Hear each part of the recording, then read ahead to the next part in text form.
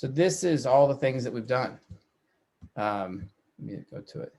So yeah, FinTech, you know, the SPACs, mental health, all the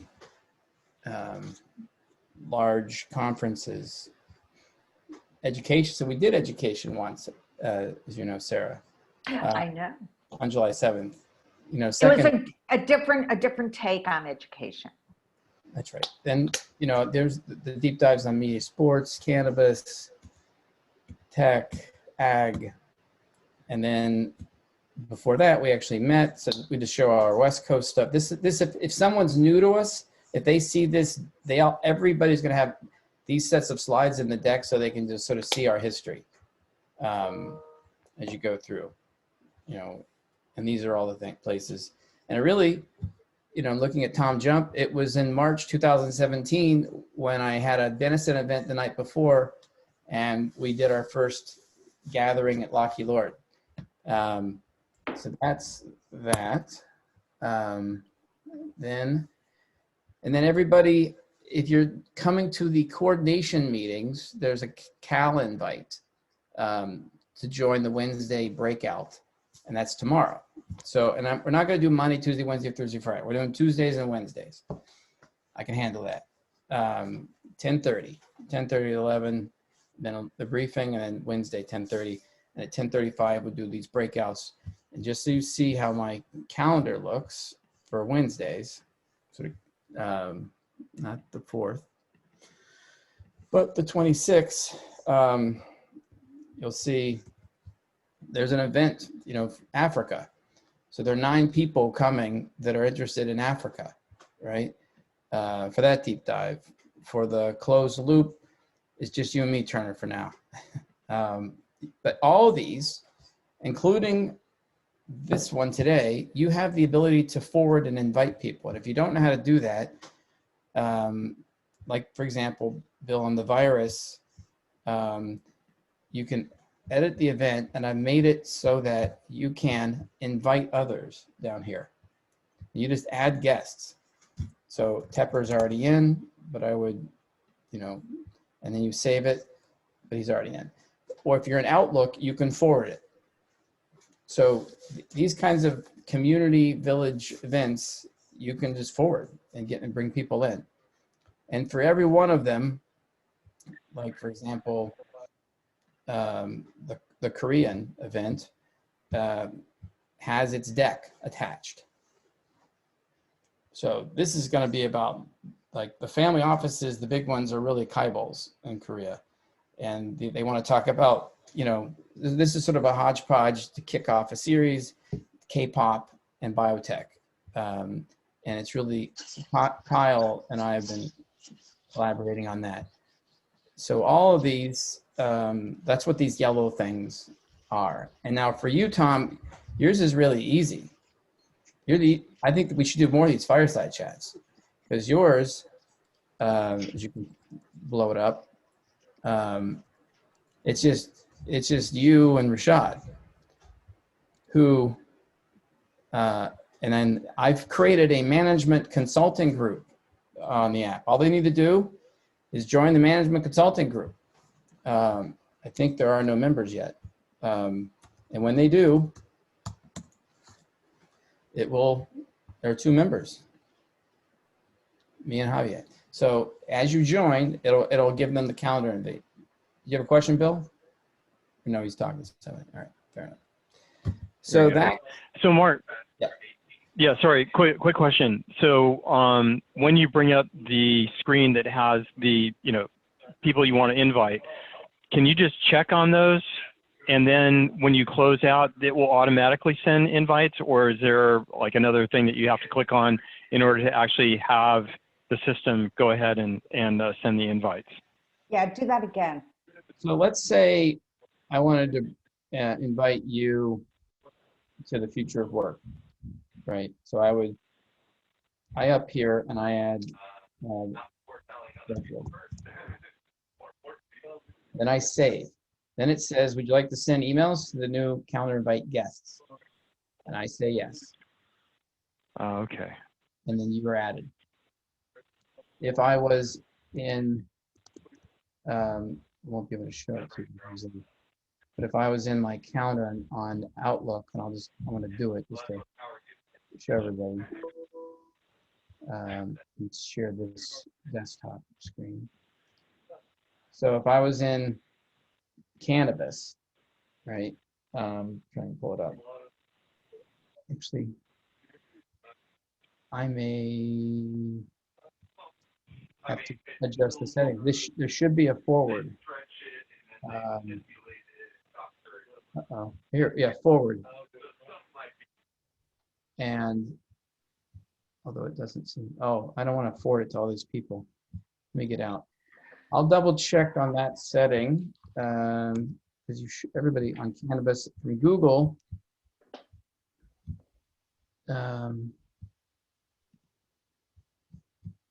Yeah, invite others. Well, I don't know about Outlook, but this is how I do it in Google.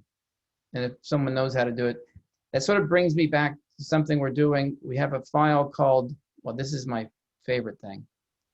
We have a really cool thing coming, called an FAQ file. It's definitely in need of, it's not ready for prime time.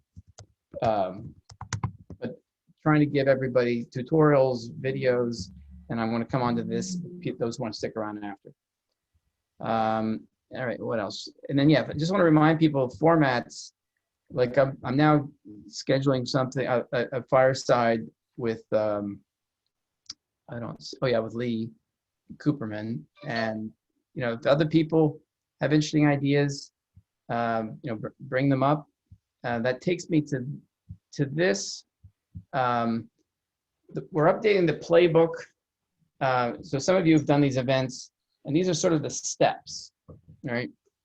So it comes from an idea, like Tom says, I think we should do something on business transformation. And, you can mention that anytime, but we also have mobilization calls where you bring people together. Again, these firesides are the easiest, but if you wanted to do something on any of the other subjects, then usually you want to get a group together. And then at the end of the day, all I need is an overview slide and a date. Because once I have that, then we can go to work. We can do the save the date posts on the app, the LinkedIn events, and then what we do is set up a registration page, and I think we're just having it, the fast track to the app is the way we're doing it. And then as you get going, you still need these event planning calls. Just when in doubt, every Wednesday, 10:30, we get together. And then on the day of the event, there's some other things that we're going to provide to you in the playbook file. And then post-event, we've got excerpts, highlight reels, full recordings, and transcripts. And if none of my clients, I finally got clear, are involved, like if Sean Lawless is involved, that's a problem. He just came on. Because then I got to run it by, make sure that he's not marketing to retail investors and yada, yada, yada. But, it slows down the process a little bit. Let me just pull out here. Hey, Mark. Yep. So just on that point right there about who to involve or not, I just want to ask to clarify how we get our networks, our own individual networks involved with the content. Like in that case right there, there are sensitivities around the way the business is structured, who can come in, which is why you qualify who comes onto the app. So that's a gray area for me in understanding like who we can bring in and where we bring them in. So there's 3 touch points for people and the community. One is through the app, which is there's a wall you get by for qualification. We have the second is we have email communication, which is a calendar you sent out and appears, which we're saying now we can forward that to other people. And then there's the LinkedIn group. So the 2 actions I can take to get people involved would be either forwarding on an email in a calendar invite or notifying people through LinkedIn, as we discussed today where the future of work group is. So in both of those cases, if I have 50 people I want to invite into the future of work event, can I take any of those 50 people without any qualification and send them the email is question number 1. Yes, and I was going to show you how to do it, except I personally, you probably won't do what I just did, but I just invited like 500 people. I hit the limit for the day with LinkedIn, but you all can go to this, and again, all of these are over here, back on the calendar page where you can find it. And there's another place where we're putting it, which is in our shared sheet, which I'll share with everybody. All the events are also here. Just throw it in the chat real quick. This one's, we took out the emails from the sheet because there were too many emails that we weren't sure if it was private or not. So yeah, all you need to do is you hit invite, and I mean, I can go to another event. Let me share a better example. Let's just say I want to, on the virus, right? And here, I wasn't really sure who's going to be on the panel. We just put a textual. Oh, I think I'm capped out for all events. LinkedIn has stopped me from inviting other people. But all you need to do is go there, or actually, here's where I can show you. Go to the groups. So let's say I want to, back, I was showing you where all the groups. So let's say I want to go to the LinkedIn for future of work, which is down here. Here, I think I can, it's not an event limit. So here you can, and it's really nice. If it's an alumni, they make it really easy for me, right? If it's an industry, there is no future of work per se, but let's just say, I know that I want to go to my Denison and Michigan people who are, in management consulting, and it throws it up, right? Mm-hmm. And you just hit click, invite. You can share this. A lot of people, every day I receive requests to join. And if you want to see all of the, Google or LinkedIn gives you all the recent in general, all the groups, all the events, which is actually pretty interesting. Like, we've done a lot of events. I was able to go back and see, this is another example. In August 2018, right here, we had the Future of Work event, and we had 211 people expressing interest to be attendees. So that's another thing you can do. So I've asked the team to go back this morning and invite all those people, because I figure they're going to be interested in the follow-up. Mark, so in that case right there, so when you click to invite and those 200 people came, that's an indication of interest. So what's the next step where they get a link to click on at a certain time? So this is what they did. This is actually my success. I started doing other things, and we had a lot of people on that one. What do we do? I actually just asked them to come to this group. I just changed the name to say December 3rd. All they need to do, and now I've got zaps. All that action leads to 3 or 4 things. Yeah. Zaps are your friend. Yeah, and everybody's now in the group. Having that shared interest, and you can share all kinds of things.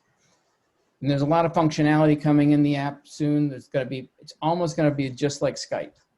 You can add people, subtract people, keep track of multi-user. That's probably 2 weeks away, which I think will be. But the chat is more of like a forum chat, just like a LinkedIn group. So the answer is, for now, I'm not really, as long as people can sort of be both engaged and polite. And hopefully I say bring your A teams. We want people who are additive. I'm not, we're not going to put up really strict payrolls right now. But there is something I will give you a sneak peek. We do look at this.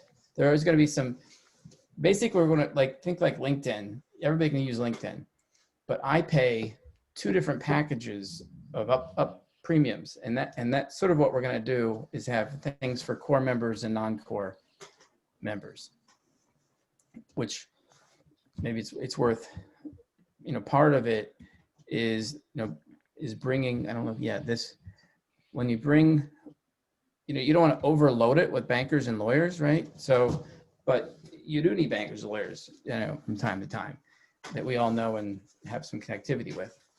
So, we're trying to load it here more and more. So are these going to be paid members? Yeah, there'll be shades of gray. Yeah. So if you want to reduce the number of lawyers and bakers, make their cost of membership higher. Anybody here a banker or lawyer? As Michael Daly's a tax guy. Well, here's my other thought. I'm just saying, if you're trying to cut down because you think you're having too many applicants, do it for the economics. Here's the thing. I'm going to provide a series of discounts to those who help us put the events together. Because really, that's, people like, I'm looking at Tom, looking at Bill, and anyone who's really a co-leader is special. So there's this mapping app, and you'll all see that soon. It has a really great search. If I look up water, it's going to, and a lot of things this is, I'm just going to click it. It's taking me to New Providence. I don't know who that is. Chris Mayo. Well, I don't know how he's in New Providence, New Jersey, but we'll let that be a comment for later. But this is what I really want. I'm excited for, and this is what the December 15th event is all about. We're going to have half an hour of people basically giving their live answer over 361 seconds, so 6 minutes. We'll have 4 of those, followed by Q&A, and then we're going to do it for social development goals, which is obviously we're moving that more into the fore. And then, as you can see, the mechanics of it is actually, you just go to this calendar and Calendly, and you can schedule your time. If you want, when you want to do this, it literally takes no more than 15 minutes to do. But if someone wants to be my debut, I was going to try to do it today, before today, to show you an example. Me. But I hear you. And others, just the ideas, we'll put these together. We're also registering on iTunes and a few other places. This is obviously for people who are ready to share it to the world. If you want to be more private, this is probably not the venue for that. But the idea is to reflect what was the, Mark Sainer, CEO of 361 firm, what we do, how you're connected, like this. Zale, I forget how you connected to this, but so many people, reflections, what was the best or worst investment decision or other decision you made this year? What advice you wish you would have received? Maybe it would take some of those questions off. And then the predictions, you may just want to choose one, like where do you see the public markets or your favorite asset class and why, or an industry or a country. And in terms of social development goals, you say hi? Hi. I just have a smoothie every day for my son. Okay, we'll talk to you soon. Your development goals and advice in 6 minutes, in a second. So, we're already at 11 o'clock. So, that's the basics. Curious what people think of that real quick. You're going to do you're going to do these podcasts, 6-minute podcasts, and then you're going to put it on your podcast stream. Are you on Pod Booker? That's a podcast booking location. My team was showing me some options, but sounds like you're a go-to for several things. It's the only one I know. It's a place to put where guests can find you and you can find guests. Just another place to be, Hey, Mark, simple tip for your podcast, as I've already been doing them.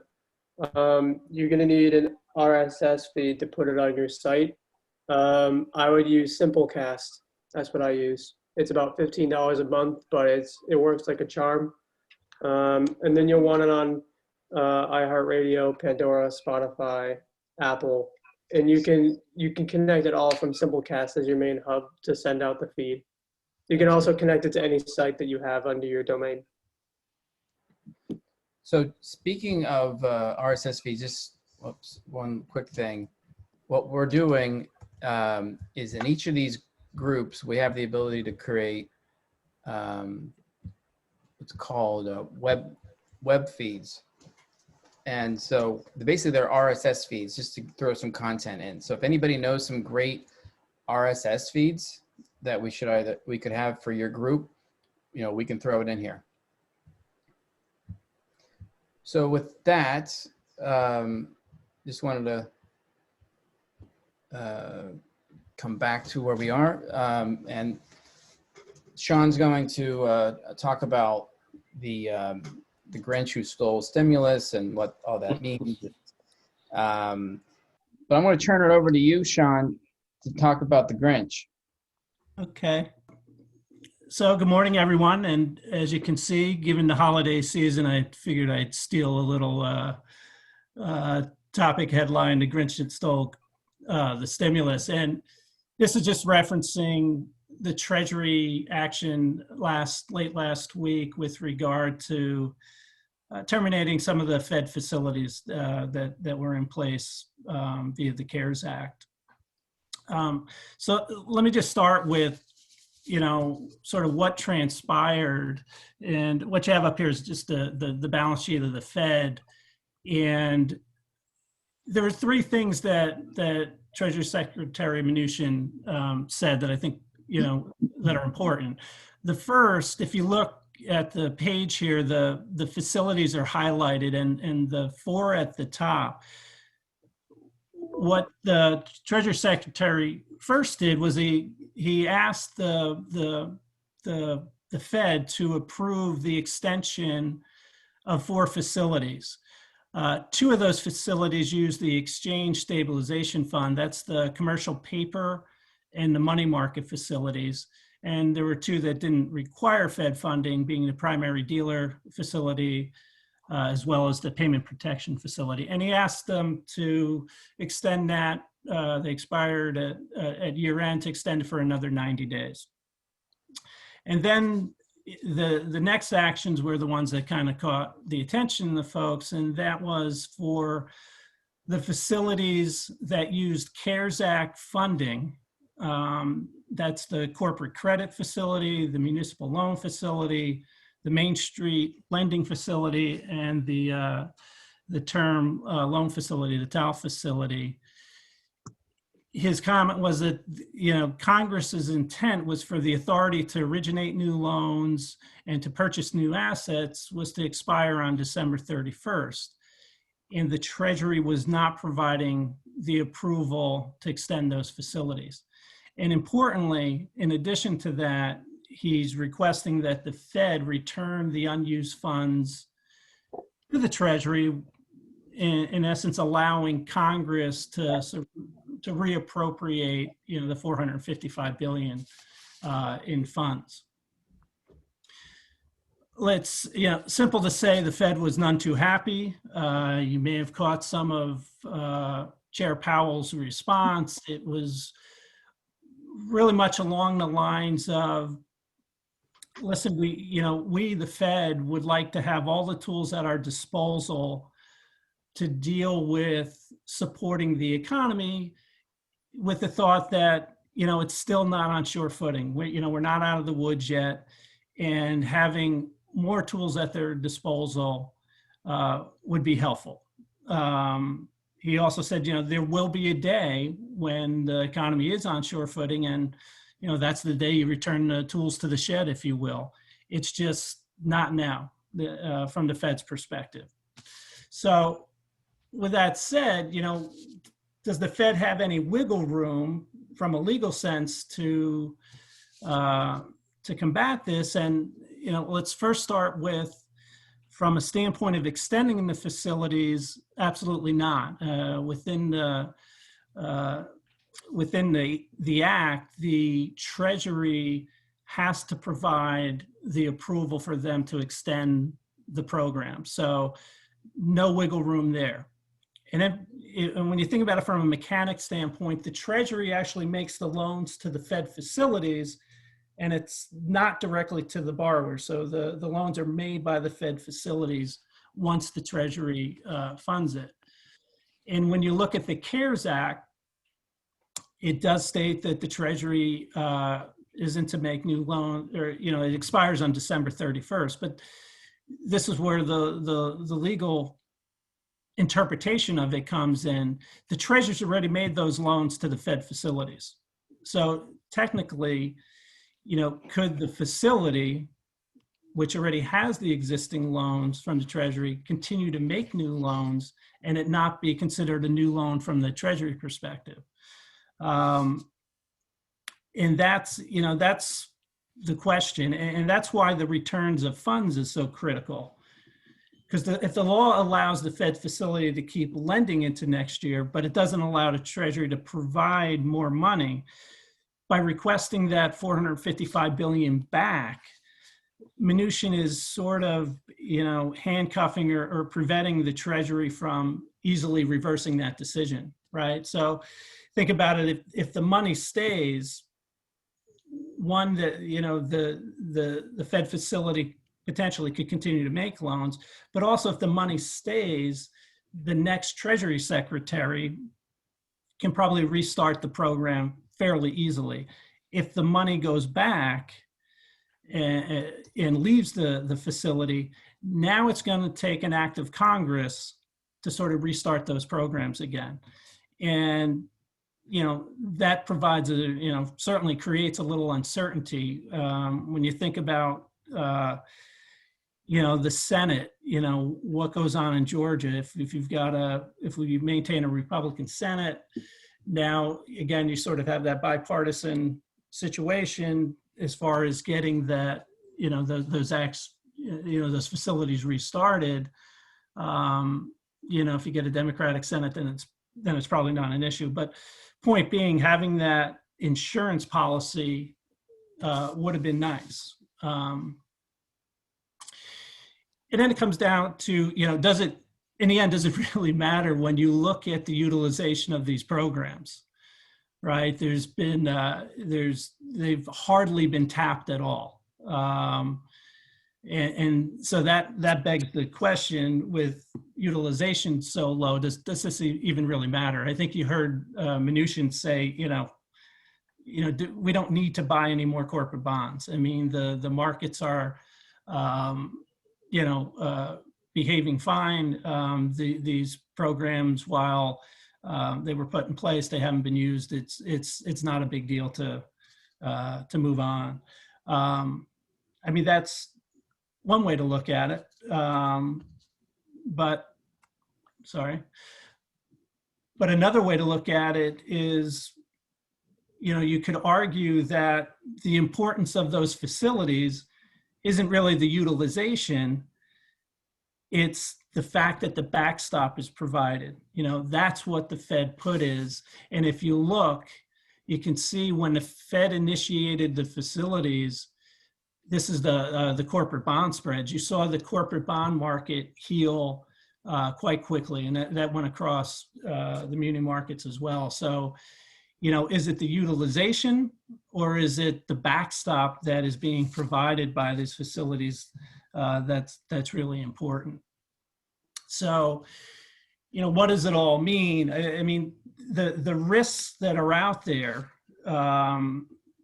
sort of the bear case is, you know, we're coming into a period where COVID is clearly accelerating again. We're probably in for a fairly dark winter on that front. You could have the economy stall as maybe we get some more targeted shutdowns, which could, you know, then cause that liquidity crunch, and you get, you know, spreads to blow out again. I don't know if you guys caught 2 weeks ago, there was a report that Bill Ackman has initiated his bet against corporate credits again. This was a position you might recall he put on earlier this year that made quite a bit of money for him. But so he's making a bet that, you know, we're going to have a credit situation coming into the market. And we've talked, I think, in the past with this group about the number of zombie companies that are out there today. And when we talk about a zombie company, we're talking about the operating income isn't even covering the debt service. Right now, there's about 1.4 trillion in debt within zombie companies in the U.S. market. Just to give you some sense, that's 2 times as large as we had in the financial crisis. And we've seen an increase of about 50% driven by the pandemic. So, not a great backdrop to be pulling some of the potential support away or the tools to deal with it away at this point. So that's sort of the risk that's out there. Then you could, again, on I'll just call it the bull case, you saw the numbers from a utilization standpoint. There wasn't, these programs weren't really being utilized. We've seen earnings sort of recover. If you look at the earnings in the S&P 500, we're 94% above the lows. And I think we're only down about 5% year over year compared to a previous number of being down 21% was the expectation for the year. So we've healed quite a bit. Even at the state level, the state tax receipts look like they're coming in much better than anticipated. And then, the big one is we've got a vaccine, and the news on the vaccine front has actually been extraordinary. It's really blown away the expectations even within the medical/scientific community with efficacy rates above 90%. It's really a pretty good story, along with the fact that we're getting some ground made in the therapeutic area as well. So those are the 2 things that are out there. If we do hit again a patch of difficulty, we could be in for a market event that I would guess would be somewhat short-lived, because I do think at the end of the day, if need be, there will be more stimulus out there, and the Fed will be able to act with some of the tools that they have. They still have, I think, about $74 billion in the Exchange Stabilization Fund that they could tap on as well. But with that, I guess just open it up to comments, thoughts. Sean, what's the source on that 1.4 trillion of zombie loans? You provide that? Yeah, I took that out of a Barron's article. I don't recall who the author was, but that was in a Barron's article within the last couple of weeks.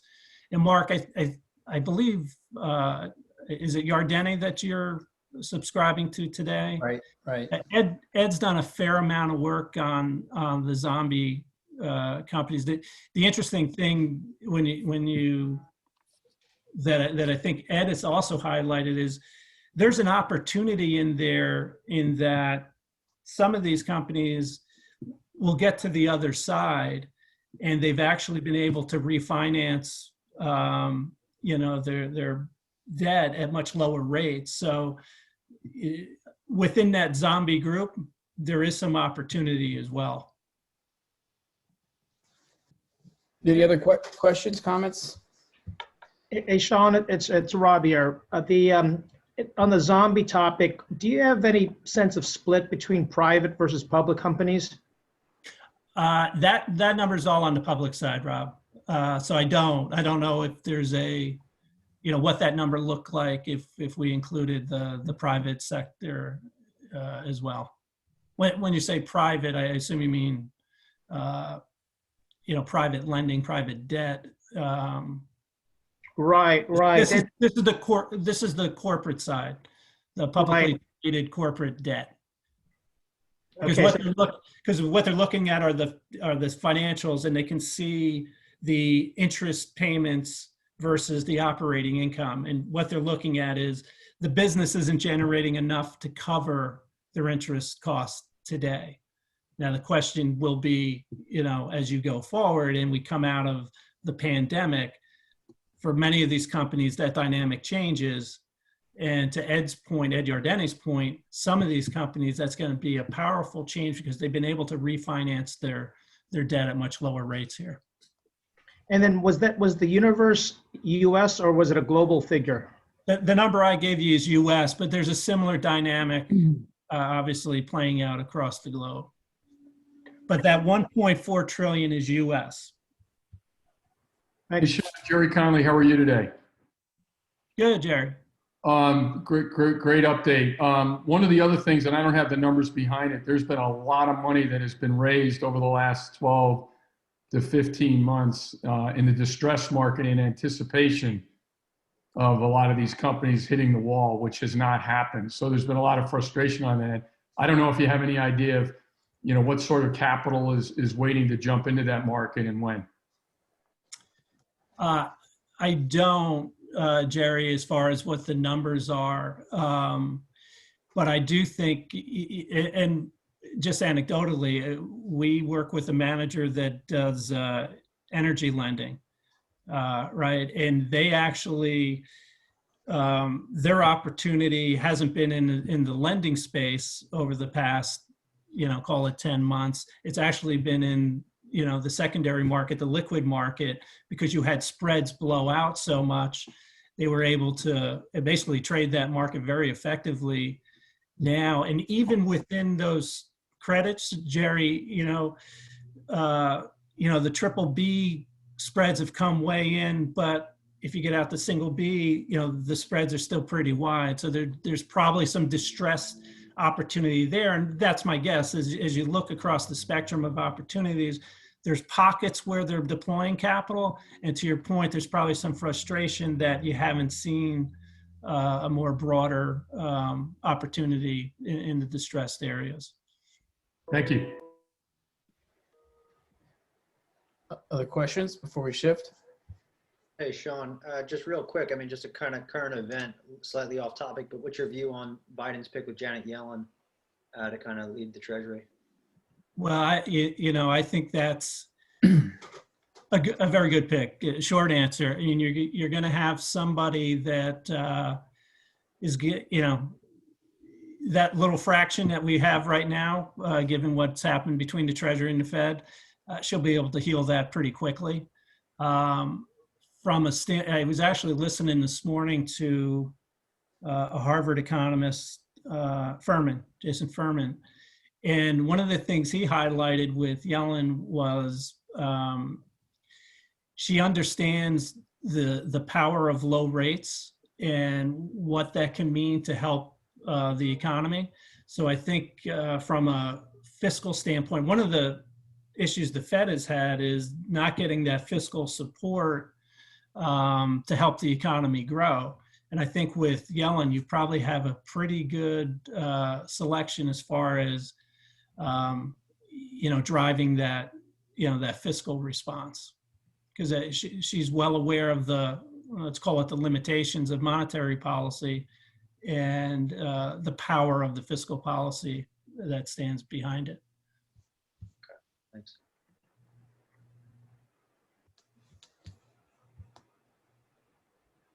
Hey, Sean, that's a really interesting comment you just made about Janet Yellen and fiscal policy. And I'm trying to reconcile that with the common belief that, with Joe Biden's administration, taxes are going up for everybody, which sounds pretty counter to what you just said. And, have you thought that through to reconcile that, or where do you come out on that? Well, does she become that balance within that discussion that raises that point that, you got to be careful about, the impact of higher taxes on